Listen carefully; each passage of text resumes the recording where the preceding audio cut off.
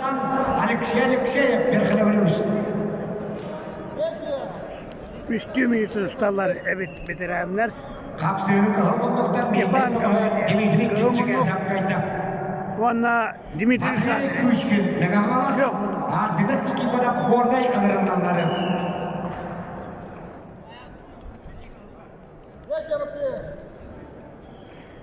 Belemlerenler avvan 5 kiloga kayılaklar abelaktırı.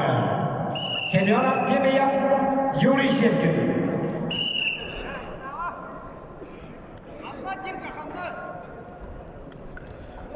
Istapan kabarlayan Dimitri Şahin'in kıtana kapsıyorlara bir kaybıt Tülüş sayın beyekıtta ve hatta veteranlarga şempiyon intikadın bacayı.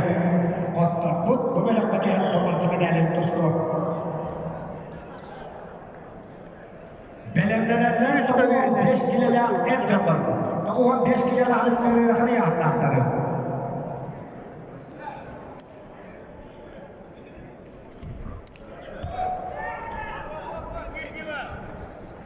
Leonid Popov, Yorgun Bagınağı'na belemlenenler.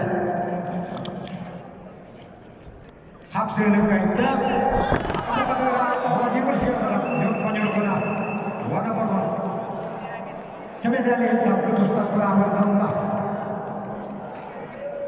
Kendimine Özgürlüğe kapsını kayıtta, Şıbak sargı tılımıt ağdaydı, Ülpağızda tıkıttıla bastığı ormaların prizyona, Istapan kabarılıyor, Akır süpürgünün tüyüttüğünden prizyona, Onda tülüş sayın beleye gitti,